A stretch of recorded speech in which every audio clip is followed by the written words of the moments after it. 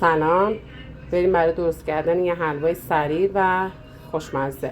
نیاز داریم به یه لیوان آرد، یه لیوان روغن، یه لیوان گلاب، یه لیوان شکر و زعفرون.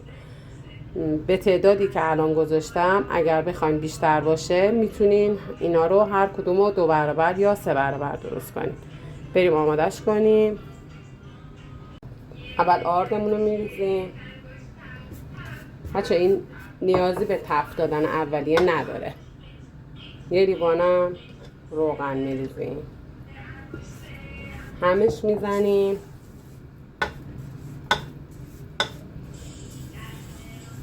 انقدر هم میخوره که آرد از گوله گوله شدن خارج بشه.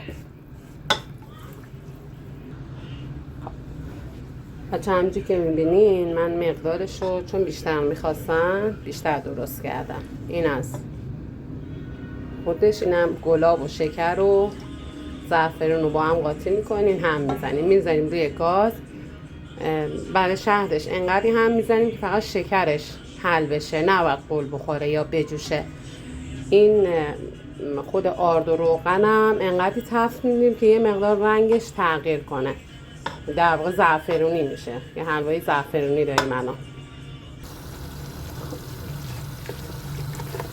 بچه ها ببینین این الان خود آرد و روغنه، اینم شهدشه که شکرش دیگه آب شده. میتونیم بریزیم قوامش بدیم، نتیجه کارو بهتون نشون.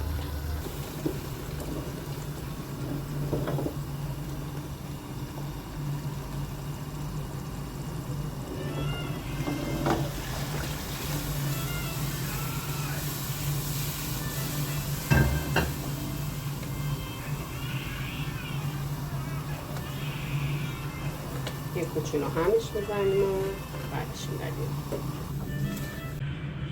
اینم نتیجه نهاییش. میذارم یه مقدار خنک میشه، تو ظرفای کوچولو میریزم و پخش میکنم.